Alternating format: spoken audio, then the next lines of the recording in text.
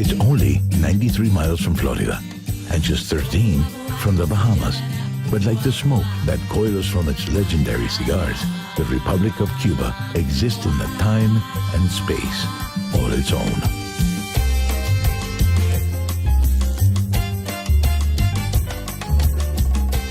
Blending the traditions of Spain, Africa, and its native peoples, and lit by the fires of independence and revolution, the aromas, textures, and flavors of this Caribbean nation are like no other. Despite its size, Cuba has punched well above its weight. For centuries, its vast plantations satisfied a global appetite for sugar and thirst for the smoothest rums. In 1962, it played center stage in a nuclear standoff, which made the planet hold its breath for 13 days. And through it all, its infectious rhythms taught the world how to move its hips. Few cities can stir the imagination like Cuba's capital, Havana, a city preserved by forts and citadels, a 5-mile seawall, and an imposed embargo which held back the excesses of the 20th century for over 50 years.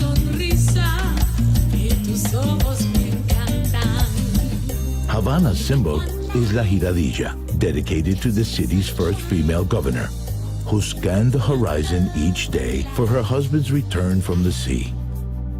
400 years later, she continues to wait high above the Castillo de la Real Fuerza, the city's original fort. While her husband never returned from his explorations, today she watches as millions of travelers come to explore her city. The fort overlooks Plaza de Armas, the birthplace and heart of old Havana. Step into the cool colonial elegance of the Palace of the Captains General. Once home of governors, today the home of the Museum of the City of Havana.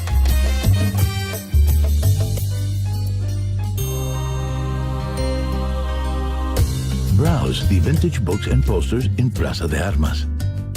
Take the short walk to the Plaza de la Catedral, where fortunes are told and salsa spills from beneath the arches.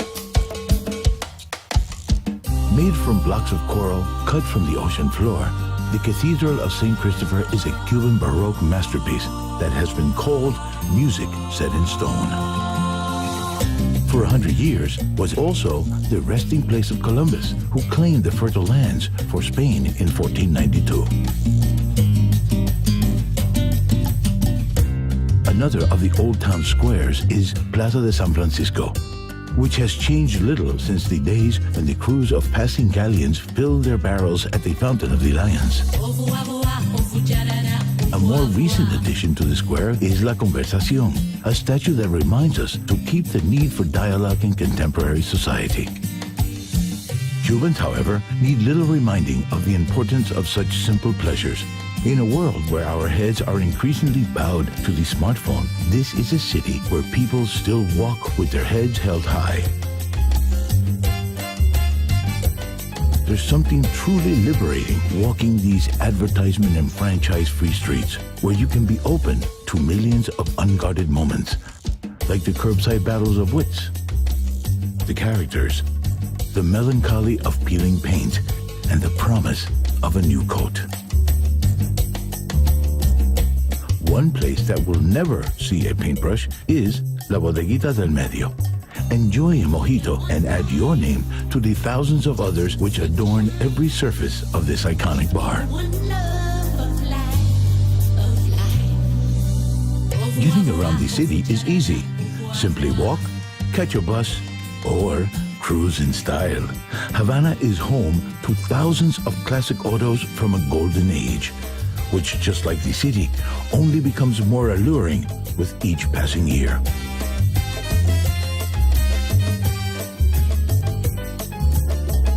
Head west, and you'll soon see the majestic dome, El Capitolio, rise over central Havana.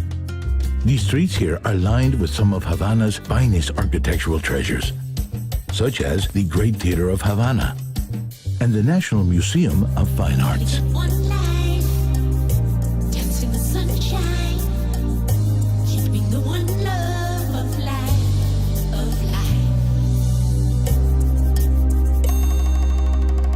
Just a little further to the west, discover the Vidado district, a mix of fabulous 1950s modernist buildings and neoclassical mansions patiently awaiting restoration. Explore the markets, then join ice cream-loving locals at Copilia, Havana's futuristic temple to the multi-scoop. The Vedado is also home to the University of Havana, a hotbed of inquiry and dissent for almost 300 years.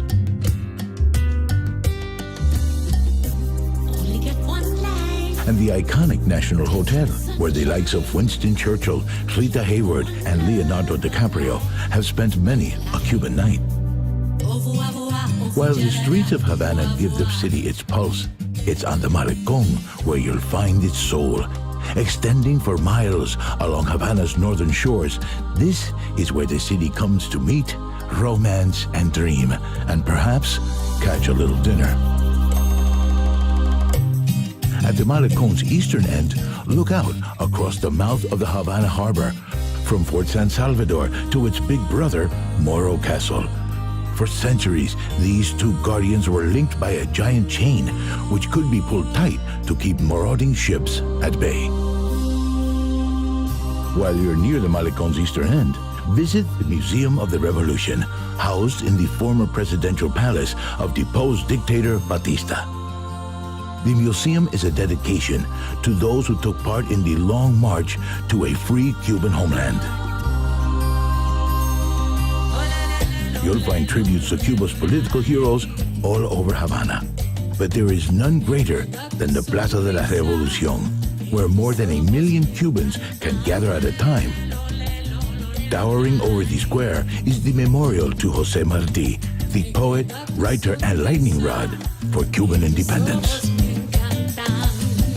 Pay your respects to Cubans, great and small, at Colón Cemetery, a city within a city containing over 500 mausoleums. From generals to chess champions to the poor, I walk through these 57 hectares. It's a walk through Cuban history. Another city within this city is Fusterlandia, where for more than 30 years, the wild imagination of artist José Fuster has exploded from the confines of his studio and into the neighborhood streets, walls, and rooftops of Jaimanitas. Havana has long been a magnet for creative minds. On Havana's outskirts, high on a shady hilltop, sits the former Cuban residence of Ernest Hemingway. Peer into the rooms where the Nobel laureate lived for 20 years, writing classics such as The Old Man and the Sea. The home was a gift to the people of Cuba and remains much as it was the day Hemingway left his beloved island forever in 1960. When the sun gets low and the city takes on its beckoning glow, why not head back downtown and order a daiquiri at El Floridita, just as El Papa did after a long day at the typewriter. Then let Havana's magical rhythms carry you into the night. Havana's lure can be hard to resist, but Cuba offers so much more beyond the seductive lights of its capital. In Cuba, a long sandy beach and a cool breeze is never far away. Just 12 miles from Havana's downtown, the eastern beaches unroll towards the town of Matanzas, the birthplace of the rumba, and Cardenas, where in 1850 the Cuban flag flew for the very first time. From here, follow the scent of fresh lime, rum, and suntan lotion north to one of Latin America's premier resorts, Varadero. This long sandy peninsula is famed for its natural attractions as well as its resorts.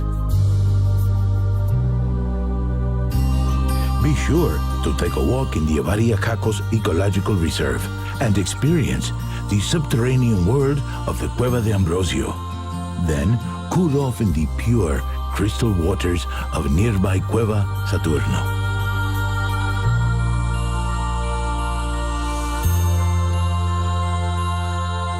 After exploring the northern coastline, turn south towards Cuba's heartland.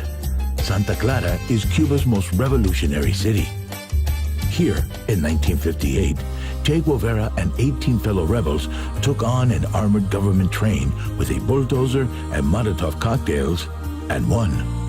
The Battle of Santa Clara brought an end to the revolution and cleared the way for a new president, Fidel Castro, who would steer Cuba's course for the next 50 years. But this city will always belong to Che.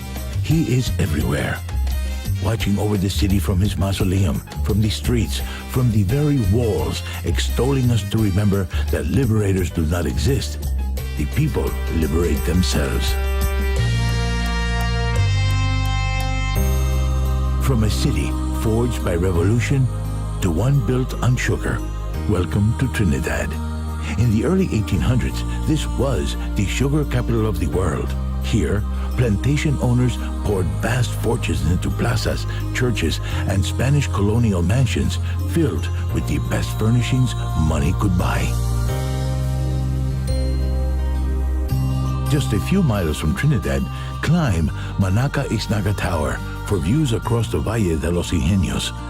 Here, for as far as the eye can see, thousands of workers once cut sugarcane, while more than 50 mills squeezed out its sweet liquid gold. Trinidad is surrounded by other riches too. Relax on southern Cuba's finest stretch of sand, Playa Ancon. Then follow the rural back roads that lead to the cool heights of the Sierra de Escambre.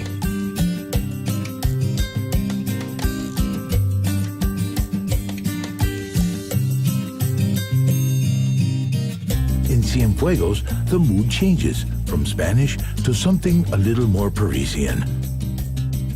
This is the only Cuban city founded by the French, and it shows. There is an unmistakable elegance here, in the spacious avenues around Jose Marti Park, to the theater where Caruso once brought opera lovers to tears. You'll find it amid the lavish dining room and rooftop terrace of the Palacio de Valle, and in the seaside homes of Punta Gorda.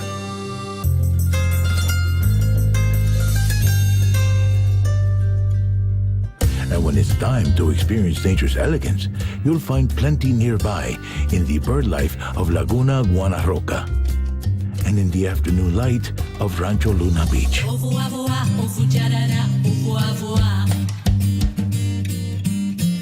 After exploring Cienfuegos, why not just keep going? Because there's so much more to discover in this country, which opens to the world more each day. Sometimes it's hard to know whether Cuba is awakening to the world or if the world is awakening to Cuba. Whatever your politics, it's easy to admire this island nation that has proudly gone its own way. Cuba may still have one foot firmly in the past, but as the world tumbles forward into tomorrow, we can be thankful for the many things it has not let go.